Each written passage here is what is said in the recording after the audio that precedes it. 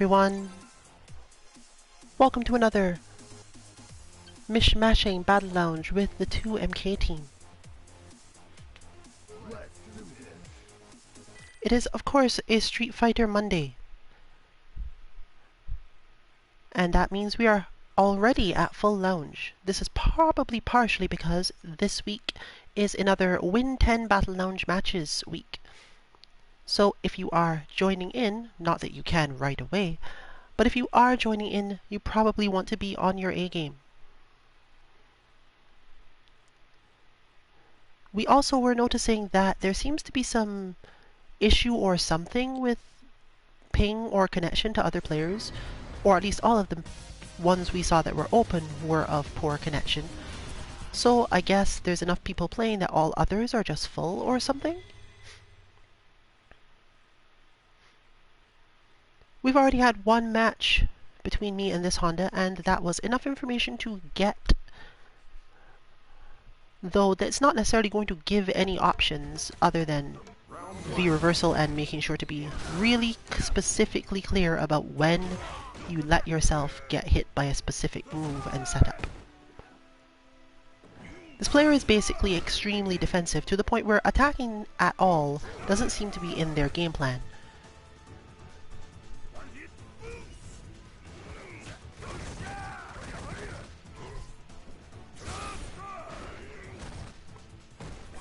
Honda is always a relatively good defensive character, but understanding what you as the player can do about that is pretty complicated. He moves out of the way of things very fast. And his pressure generally is good enough that it pretty much requires you to use your V reversal. Even though he's not necessarily going to get anything off this pressure, he is able to keep you in position so that you can't actually attack him very well. If you have enough trickiness to go with it, or long enough options, you might be able to get something. Similarly, if you have trained with our Honda bot and actually know how to anti-air the butt slam as it is known, you might be able to get something that way if the opponent eventually decides, okay, I actually have to attack. But for now, that's not what we're seeing, and that's not what we've got. There is effectively a wall here. Now, the easy way to deal with a wall-style player is usually to get chip damage and then do very little. But this isn't going to be enough here, partially because Honda is just as good at chip damage, and he's not necessarily terribly punishable when he goes for it. If your character lacks certain forms of reach, you won't really be able to do anything in that position right there. But you can use that situation to get more chip damage of your own.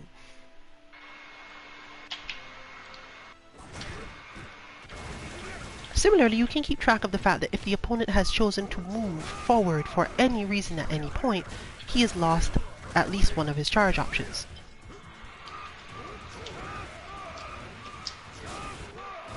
But because you have to vary your jump in ways that are not necessarily easy enough to do, you'll eventually be pushed into this sort of situation.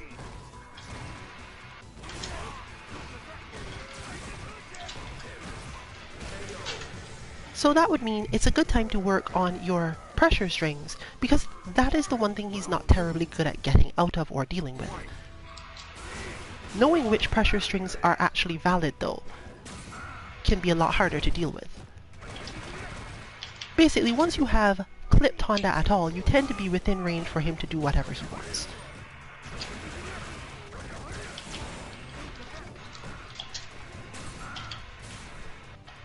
And breaking this level of defense requires forcing whiffs as well as pushing through other specific things.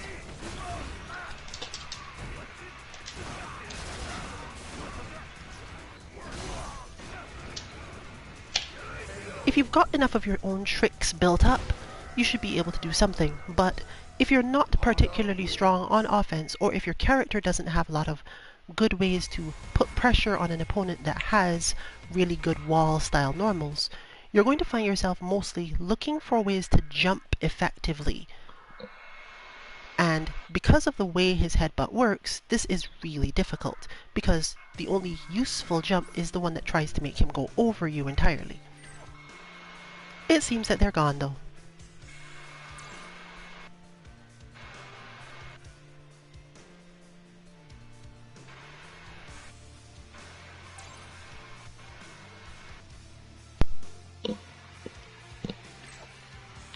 In my case, also, hello everyone, just fine as usual. Well, not really usual, but I mean, like, I'd like to feel like it's usual. So, today I am mostly focusing on two things that have come up from the DNF Lounge yesterday that I participated in. I don't think I was on stream per se, but I was definitely playing quite a bit of it yesterday. So the thing that I was noticing was that you can usually use the mana watching, like, decision making in Street Fighter V specifically, because in a lot of ways, depending on the matchup anyway, it sort of is like the same situation as not wanting your opponent to get awakening, or not having access to like their extra defensive option they usually have, or offensive option they usually have when they have mana up. And that, I was fighting in Street Fighter earlier today and realized that, oh, I'm using the same like mental muscle memory here to like make all of these decisions, and I'm just so much quicker at it now and a lot more mindful. So that's definitely something I'm going to be keeping an eye out for in terms of opportunities in my own training today.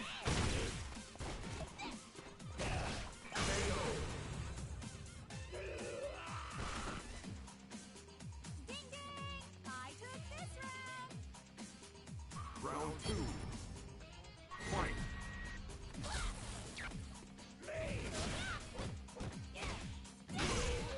Characters that have a really good cancel, like Laura with her V-Trigger 2, to put you in a mix-up situation, are sort of the thing that I'm talking about. You want to like set up the situation where if she does the cancel, you either have the resource to make the RPS work, like doing DP on Necalli, for example, here. Or you want to make sure that you're far enough away when she tries to go for the cancel that she either needs to do it suboptimally or just let that opportunity go, allowing you to have a little bit more control over the neutral when you are fighting her.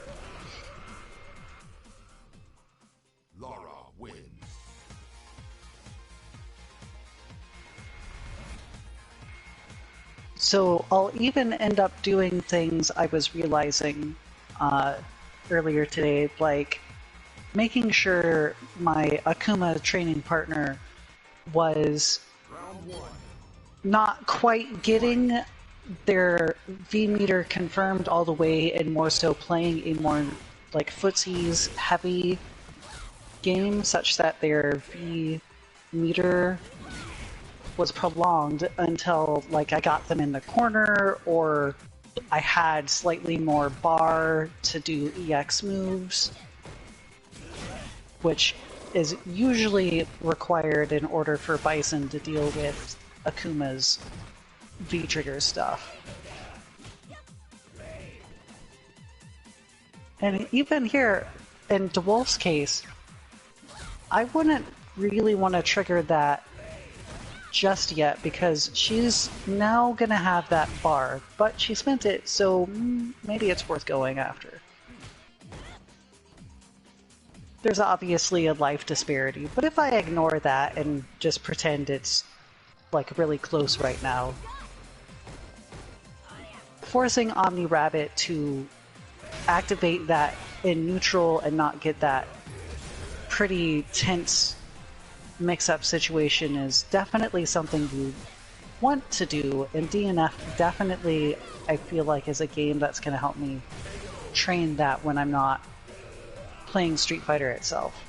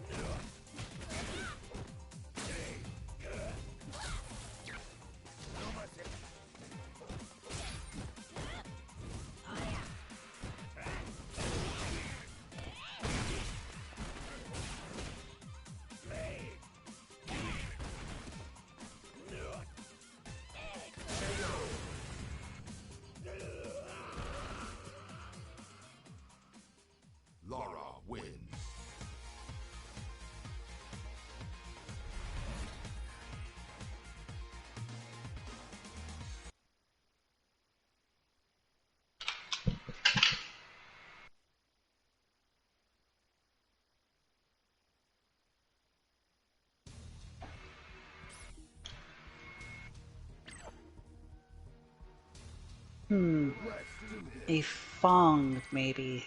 That would be interesting to watch. I haven't seen Laura versus Fong in, like, a really long time.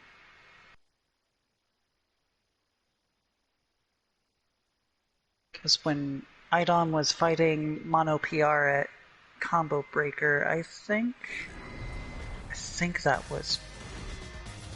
that matchup of it. Yeah, I think Idom was playing Poison for that.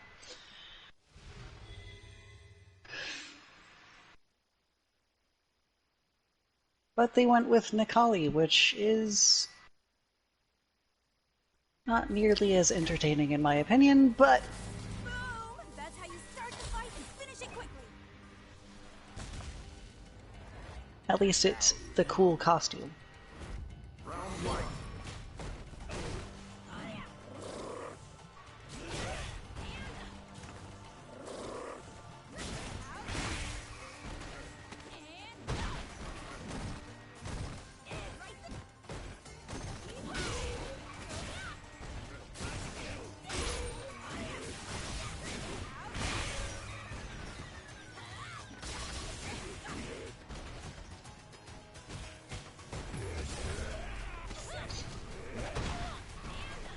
The other thing I was noticing during my DNF sessions that I had found myself doing more often the day after was using my shorter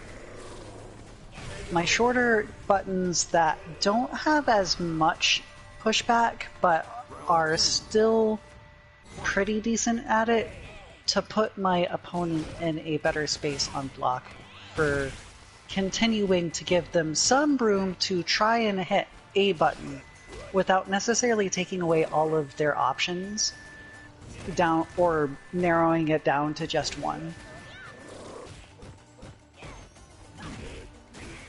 Because I play Dragon Knight in DNF Duel, the buttons I have to work with in her overall, like, first and second order strategy requires me to be fairly close to my opponent.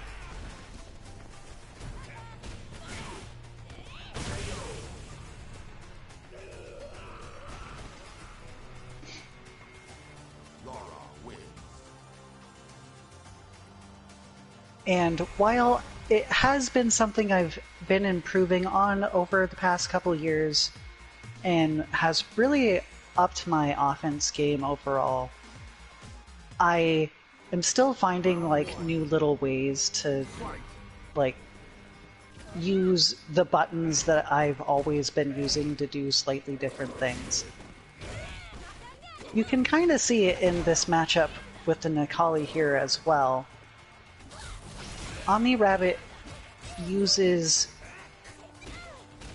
options that don't necessarily push out this Necalli very much.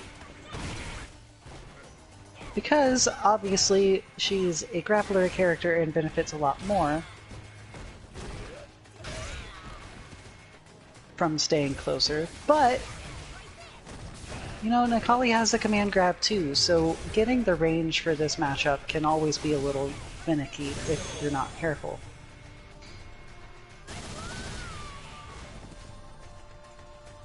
Round two. Man, his hair gets to look like a sunset. Like, this is still the best Necalli costume. Wolfman's pretty cool, but man, the Pillar Man Necalli has great costumes. Let's just leave it at that.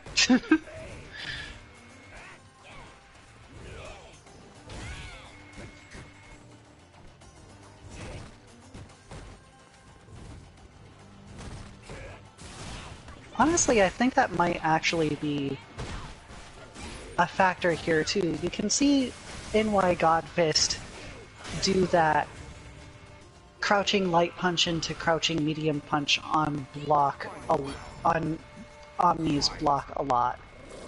And that pushes the Necalli out just a bit too much, such that Omni doesn't really have anything to worry about.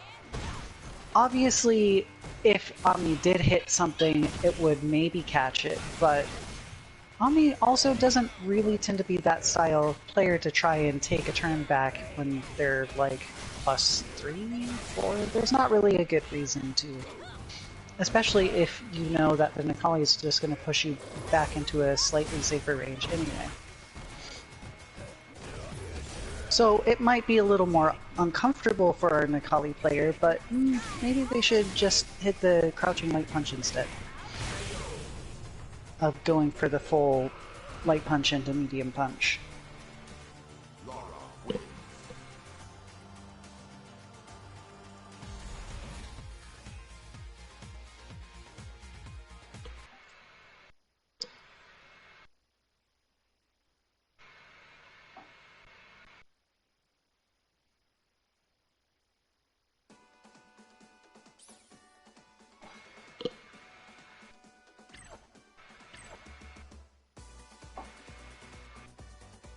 Let's do this.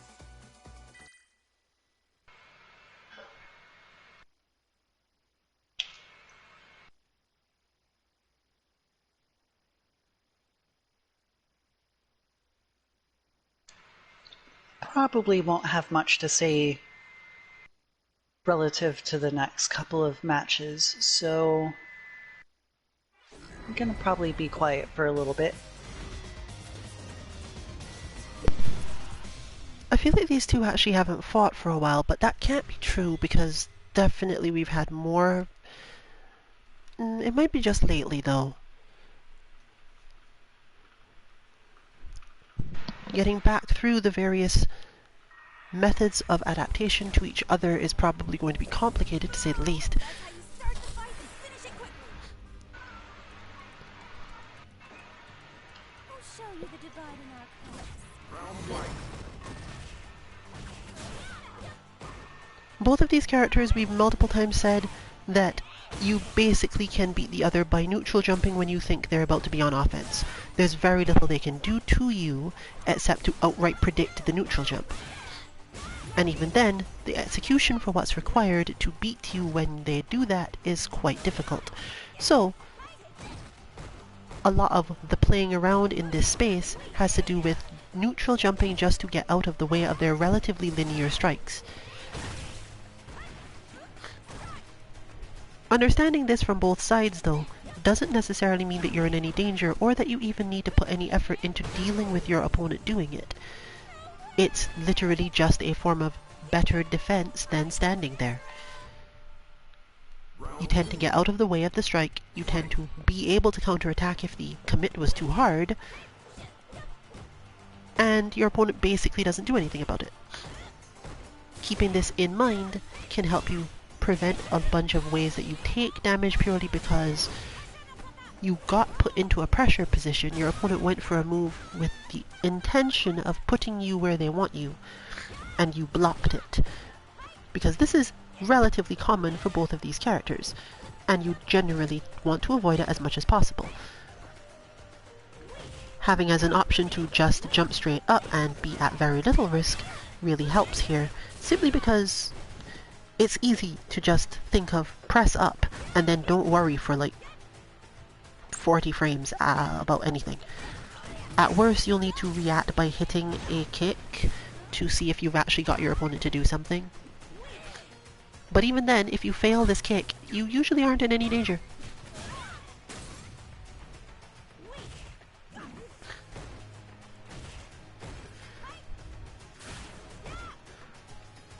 Karin can get some things out of it by trying for a weirder punish than usual, specifically going for medium Rasenha, because it will often cause her at your better positions to go under anything, and even if she does get crossed up, it's not necessarily always dangerous to her other than the initial hit.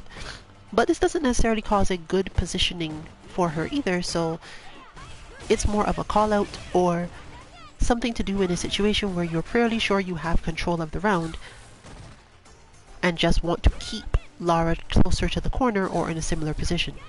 If you've gotten pushed to the corner yourself, but the player is attempting to corner guard you from the standard position, this is one of your main ways out. Because you can then play the normal pace of the match and always have that as just a backup that you force your opponent to think about. It is such a rare move though that it's not necessarily a good plan.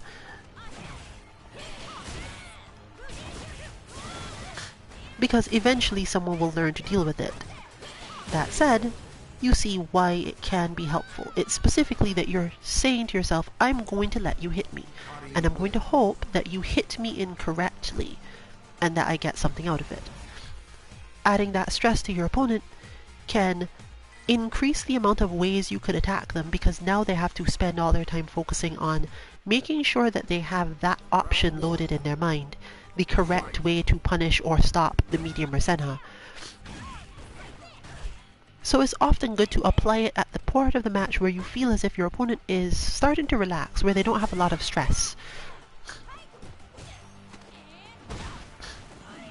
Because while Lara is generally good at just hitting things anti-airing, a perfectly spaced medium Rasenha against Lara is a dangerous option regardless, similar to how you can use light Rasenha against Birdie at max range. It is just another mobility tool that has some risk to it. Also, life from Karin's side is a little easier when you're thinking of your spacing relative to Rasenha options, simply because you fear Lara's zoning style and options less. This is even stronger when you do play V-Trigger 2, but it's not as necessary if you're playing V-Trigger 1 in the first place. Though if it does land in V-Trigger 1, you've still gained quite a lot. Though Lara does often go for throws in many situations, there's many other situations where just being clipped out of something, such as the Rasenha, doesn't leave Lara close enough to do what she wants. She has to use EX Sunset Wheel to get something, or actually walk up to you to try to throw you, in which case you might have some more time to tech the throw and deal with your problems. A lot of the time, you're just looking for the way that makes your opponent play differently, because whatever they're doing is too hard to get through, or too stressful, or makes you think too much. So you can take a little damage to throw something on top of that for them to worry about instead of you.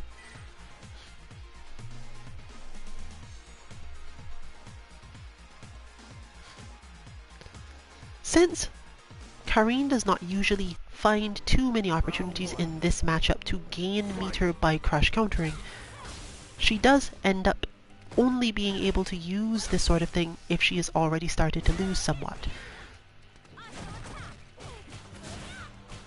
From Lara's side, therefore, there's a spot approximately here where if you have a way to use meter and get big damage, you should do it. The reason you're aiming for big damage in this scenario, if you can make it, is because you don't want that to happen. You don't want your opponent to have their V-trigger active and then so much health that there's a second chance at it, because the white health doesn't work the same way. And from the other side, once Lara in V-Trigger 2 has her own available, the Rasenha response becomes much simpler. So this match morphs quite quickly based on that meter, and you can build entire strategies around making sure that your opponent takes a lot of damage while they already have full V meter. But this is only really relevant if you're playing against people who are very good at holding very specific spaces and minimizing their damage. These two don't tend to block each other very often because they're mostly fighting from a range where they're going to whiff, and that's a large part of the aim of both characters in the matchup.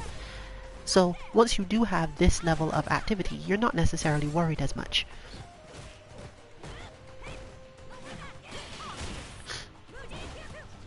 That one's a little harder to actually do, but still pretty much just as effective.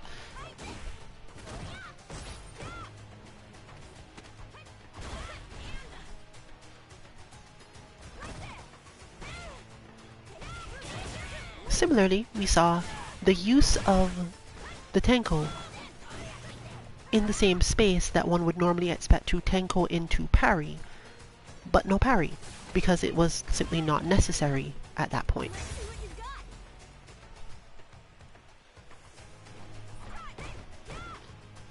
That, I believe, was also a fake, because I think it was intended to be trying to make a sway whiff, but I don't actually remember if sway autocorrects if you turn the other way after landing, so it might still just dodge cross-ups properly. I think it does.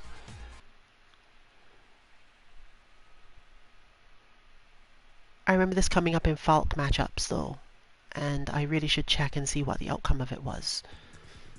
It's go time.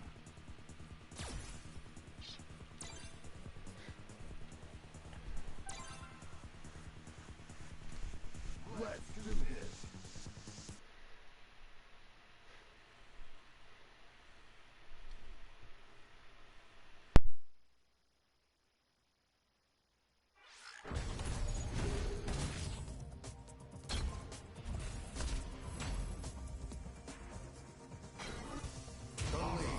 Let me tell you.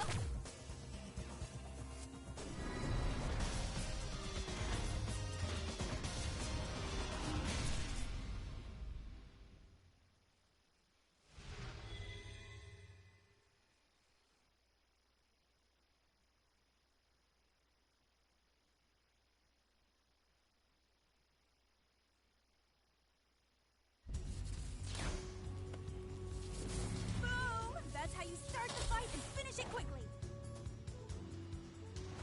私の空風見せてあげる Round one. Fight.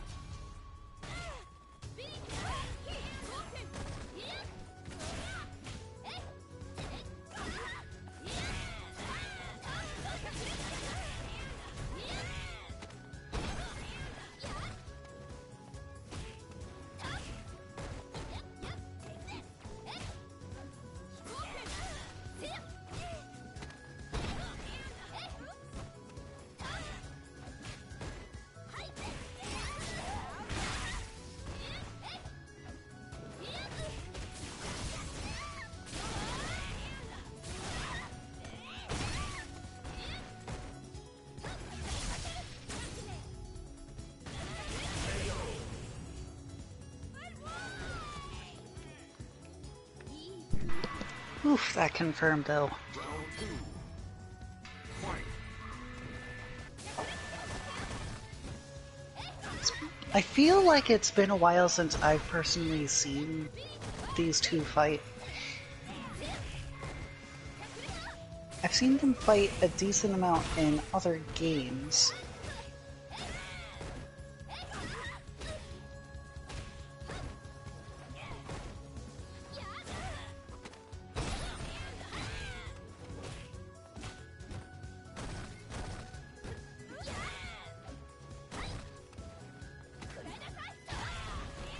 Let's see what you got. Good fake out.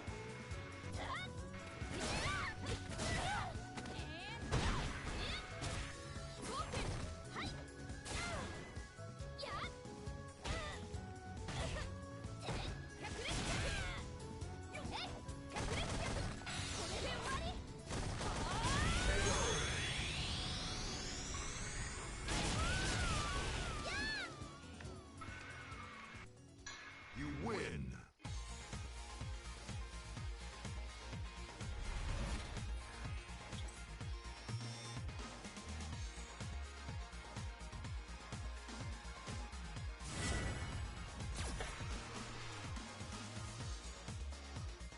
Round one. Fight.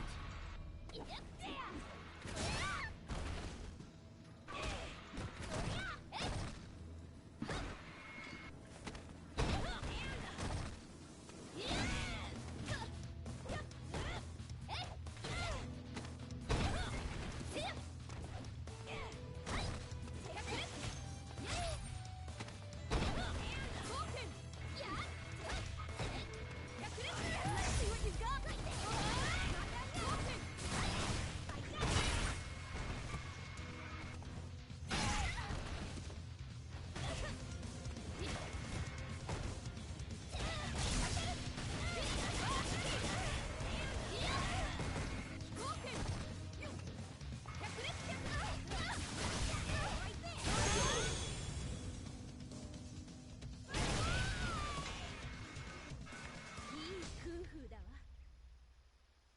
two. I think Rillian could have only done that if she had held down, but I'd have to check what inputs were there. But if so, that's like both a brilliant and kind of risky commitment. But hey, as long as you're invisible enough, the opponent can't see that you are not blocking. Since it basically looks the same anyway.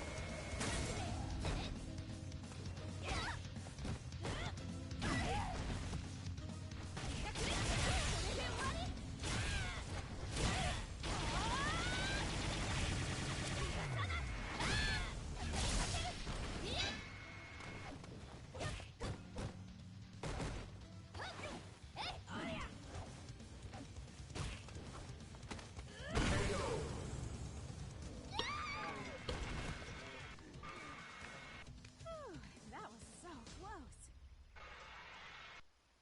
Final round. Fight.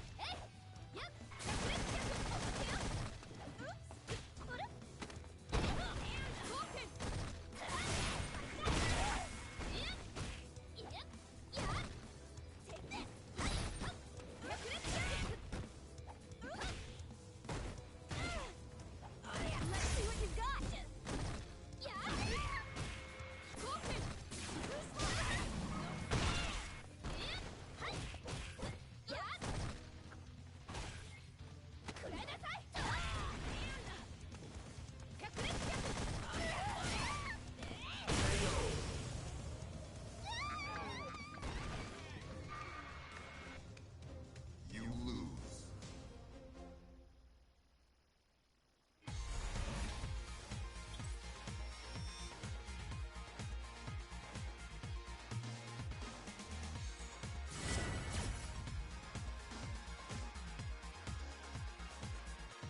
Round one. Fight.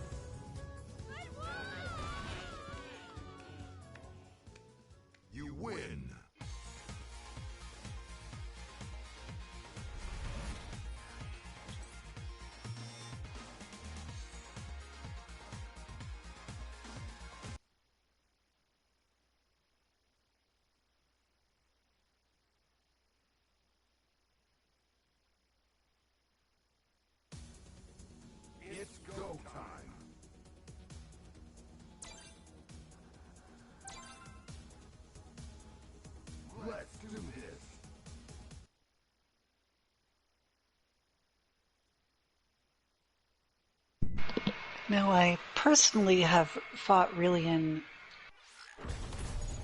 fairly recently, although I don't remember if I actually used Bison or not. I think it was mostly my other characters. Bison.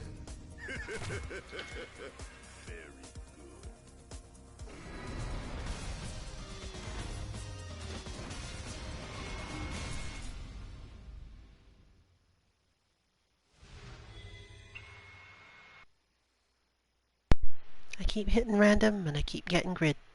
50% of the time at the moment, I think. That is definitely a kind of luck for sure. It's not even the good grid, it's the like boring normal one. Fight.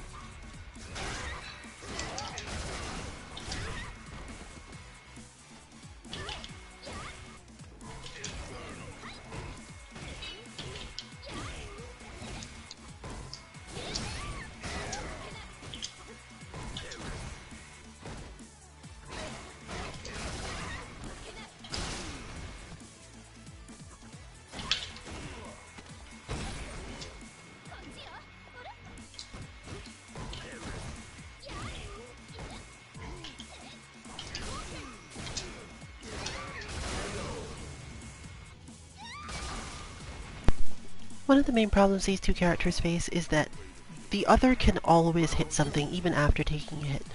They clash so often compared to other characters. They trade much more often than most other characters. In the air, on the ground, doesn't seem to matter what they're actually doing. You can play this match very high octane because you can never be absolutely sure that your opponent can't hit you.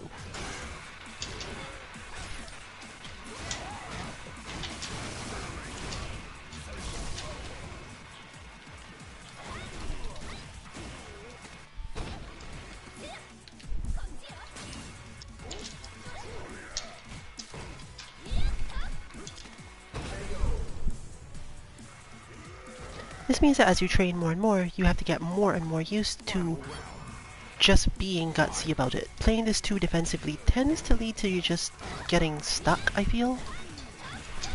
Yeah, for sure.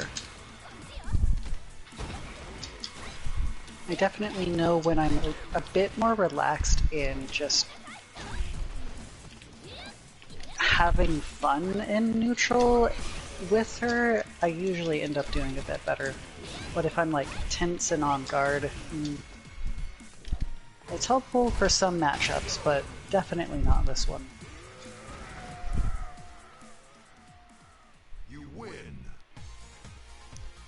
In general, neither character seems to have the option to just go, I will hit a thing that you can't stop, either. You have to learn a massive amount of interactions in order to always be able to try something. But if you're finding problems with this matchup from either side and your opponent just hits things that don't even seem to make sense, that's basically the reason.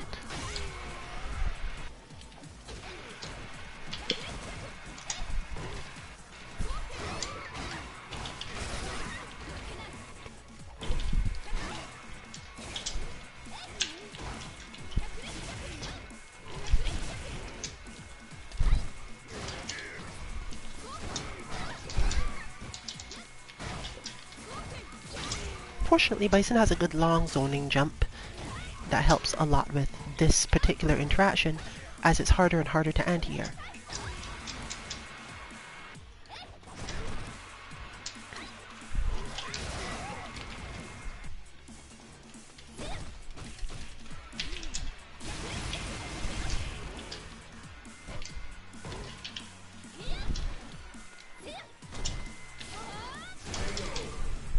I tend to find that I end up getting fairly punished if I rely too much on the jump.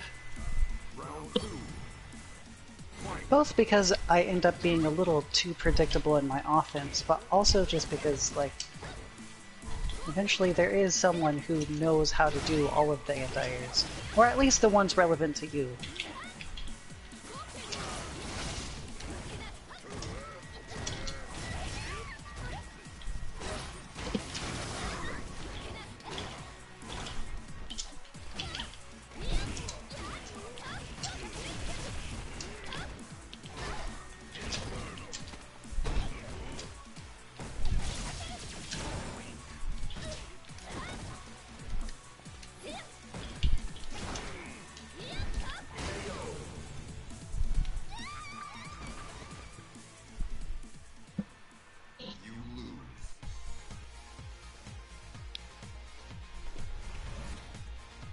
Since both characters tend to move very, very quickly relative to where they are, as long as they've started a move, their hurt boxes tend to progress very quickly. It also makes it much harder to hit them. If they stay grounded, you might have a chance, but given the style of buttons they have against each other, this isn't usually true. You can go for things that your opponent will definitely see coming and definitely block, but if you want to land hits, you normally have to be spending a little bit more time doing things that aren't immediately obvious. Bison can deal with this by simply playing a very heavy pressure game and hoping that the opponent messes up. And Chun-Li in turn can play a specific sort of counter pressure game using some intimidation plus her crouch heavy punch, which has become slightly worse at this job now, but not enough so that you actually care.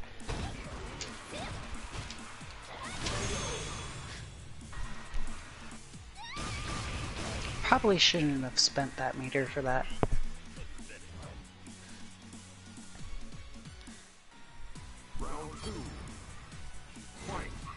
This means that technically what you're seeing is a situation where we both know that the other has a specific set of options and just aren't using the things that beat those.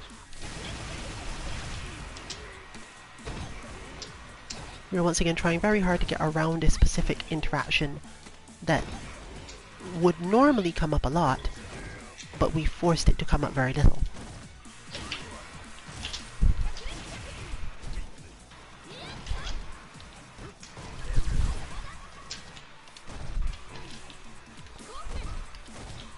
It's not where I wanted to be.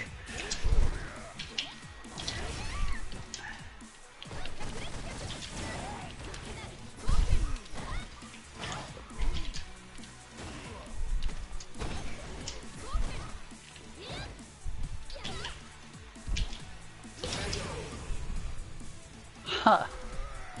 Cool. That property they both have of slightly pulling back their hurt boxes at the start of moves can be used a lot. Such as that.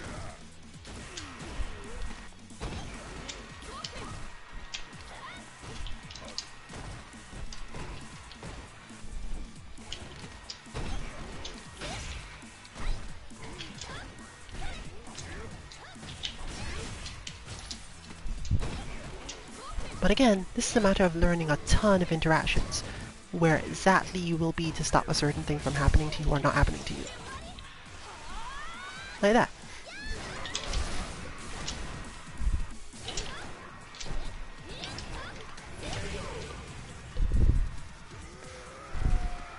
I was not expecting that to teleport around.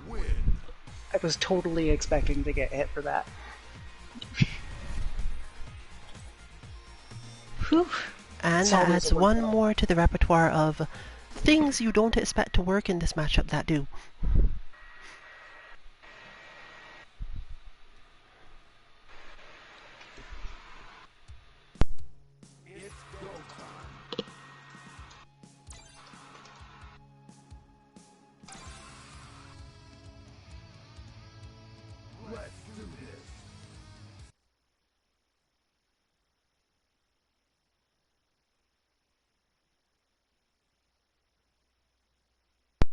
I feel like I've fought this player before. And I feel like they throw me off because they're the G that knows this matchup well enough to know not to walk away. And I don't think I figured out what to do against them the last time, so I guess I'm trying now. That is if they even play a G. Yep, here we go. So the usual way to deal with this matchup is to simply accept that while G does quite a bit of damage, especially once he's in V-trigger, either V-trigger, he doesn't necessarily demolish you or get a lot of control without being somewhat gutsy, and she does have knockdown level punishes from 3-frame moves if you are good enough at it. So you get a lot of options to walk down. Getting hit in mid-screen, therefore, isn't as bad once you've actually got the walking down part going. it's very important to start this off from here where neither of you has meter yet.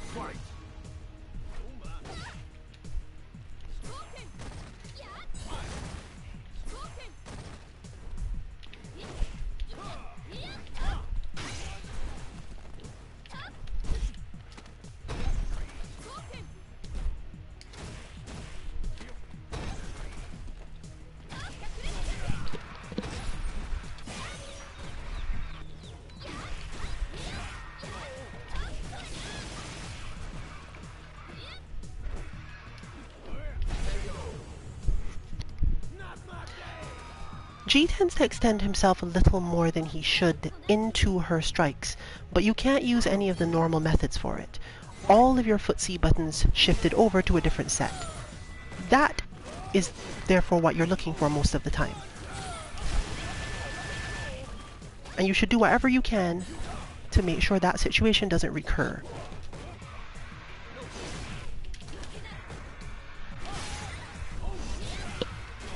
I would not have blocked that jump correctly.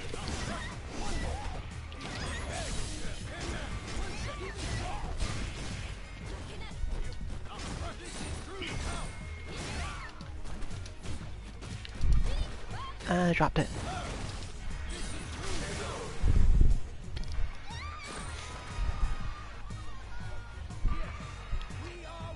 My opponent is definitely aware enough of this matchup, I feel, to not try certain obvious things and still get away with still doing the other things. Like that. Because that does not grab normally. It's long range and it's a lot of frames, but that was grabbing because they know you're going to hit a button and now I'm going to get away with this.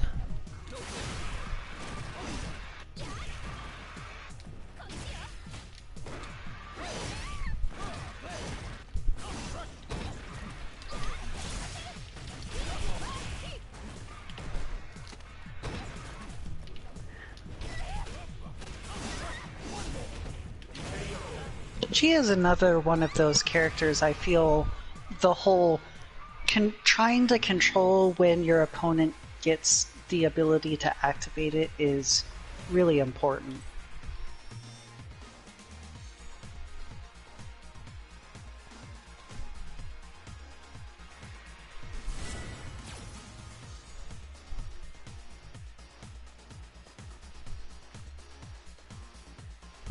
Round one.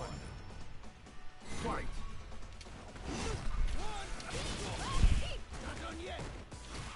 Other characters don't normally have the range to do the things required for this matchup to work.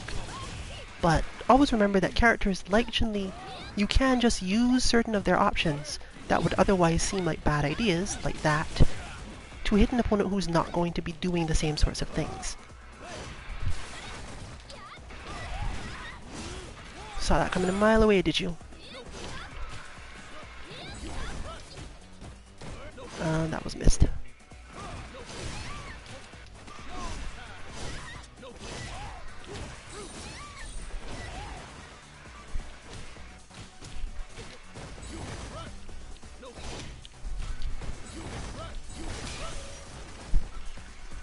You also cannot therefore slide under his G-burst, which is a good enough thing to have to deal with overall. So now I have to deal with both meter, but that doesn't necessarily mean I have a problem.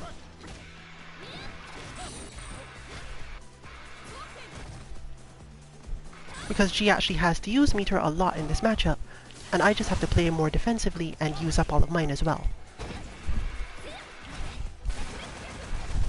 Because what I need here is corner control. A lot of it. Not necessarily that kind though. Not the kind where I am corner guarding my opponent, but where all of my options are well documented.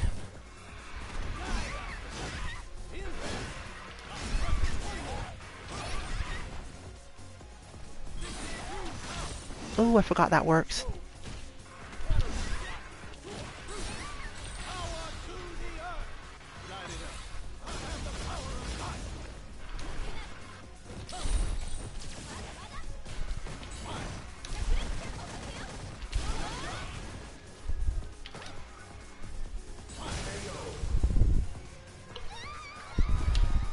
Since there is no other way in, the only other thing I could have probably gone for was to just hit light legs and hope for the best. In short, I ran out of meter before they did.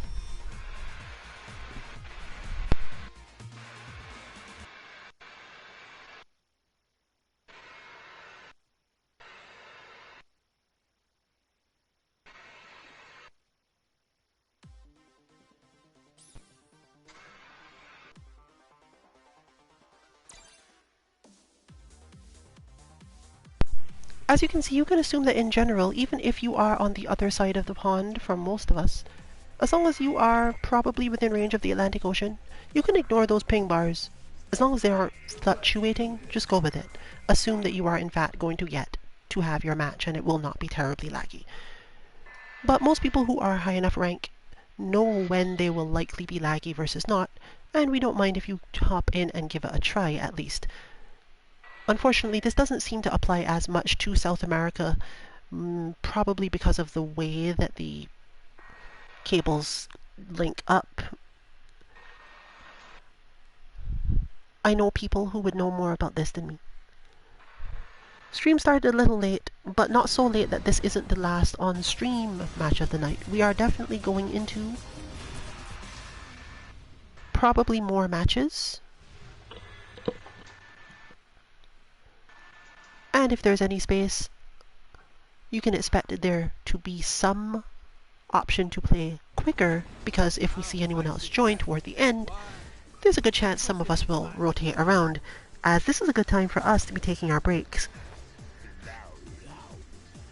Of course, with a full lounge, technically it is a break anyway. That said, if you did not want to join because of stream, or just have a timing that didn't suit you actually being able to join lounge before now, if you hop in pretty soon, you should expect that some of us at least will drop to back, and you'll be able to get your match faster. Who exactly you'll get matched with, can't really say. You could maybe make it clear if you want a specific match as well.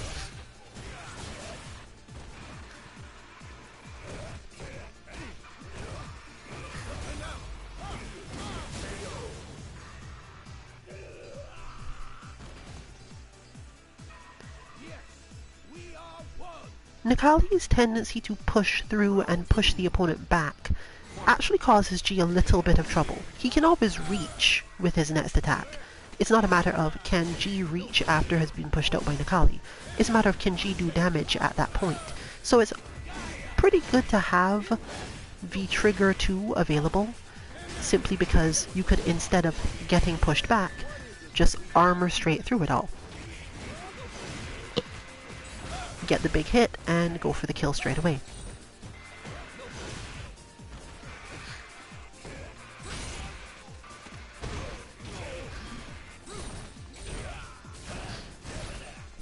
I feel like DWuulfe's defense has really improved. That's what King of Fighters will do to you.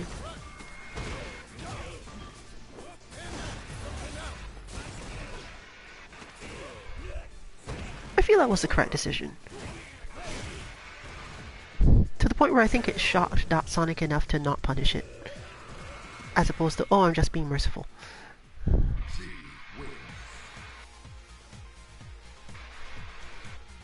But of course, no way to be sure.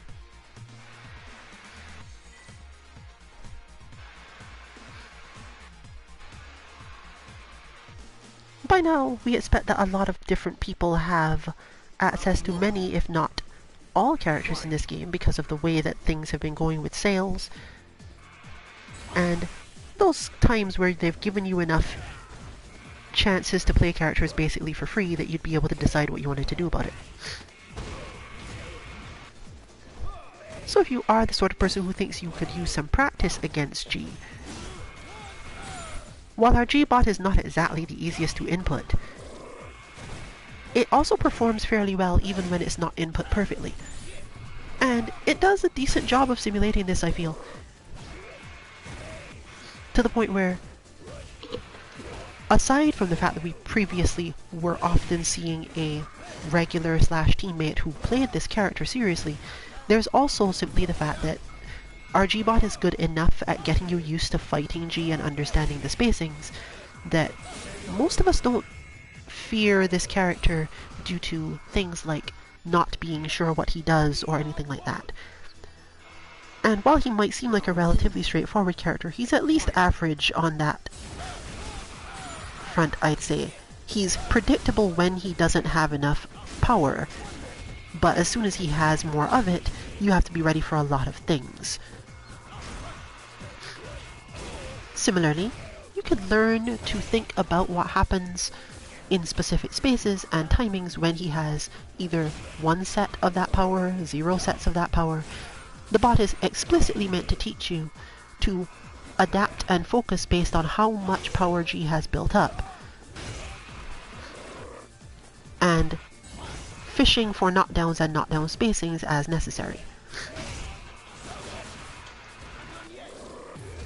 Also, it'll do stuff like that where it teaches you to react to stuff you really would not expect to be able to react to.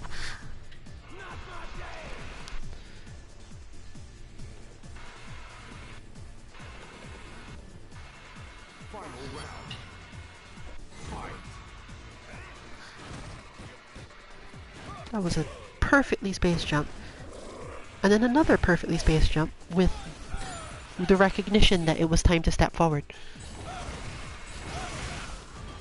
Oof. I almost was going to say that was worth it, but...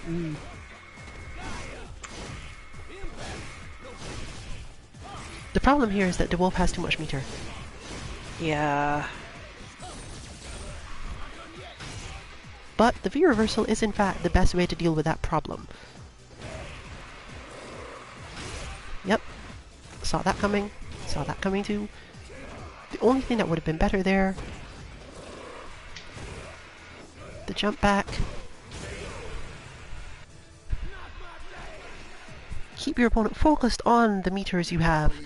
Keep them focused on trying to avoid the activation, the trickery, the relative complexity, and then just keep it simple and throw them as much as you can.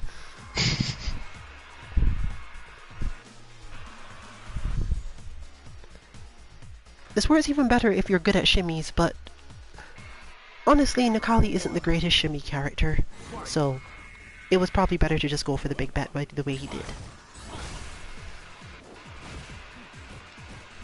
Ooh, that was a drop.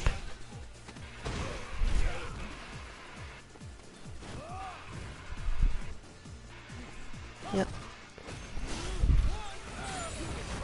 The key is to not spend too much time worrying about when you take those hits in neutral. In fact, if you find yourself spending any time thinking, oh, I don't want to walk forward, this character will do like a thing and hit me, just don't ever do that to yourself. G is much easier to handle when you just go, you know what, I'm going to get hit by this sometimes, and my best option is to make sure he has the minimum amount of meter at that point in neutral so that I don't die.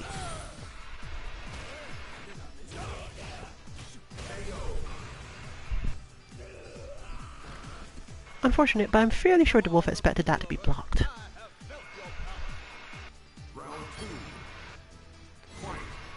The G-bot being mentioned, you can find at our website 2-mk.org alongside all the others. They will teach you all sorts of things. Even, again, some of them, if they aren't input terribly well, they will still teach you all sorts of things.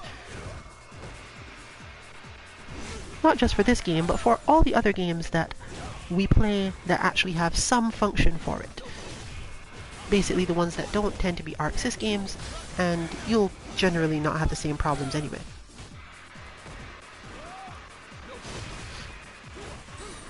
Now that was an anti-air that I feel he knew was coming.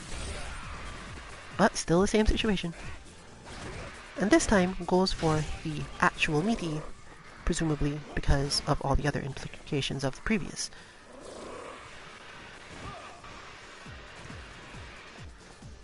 This is literally walking down, but no, it didn't work. I think I would have gone for the CA finally. But there's no way to absolutely know.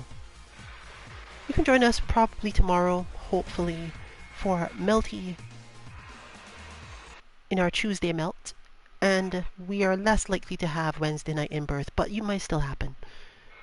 Our Feeling Thursday KOF Battle Lounge is a lot more likely, and Saturday and Sunday are 60 times DOA and Do Not Falter for DNF Duel respectively. This has been Rillian 14 2MK along with JustVine. Good luck with your training and good night everyone.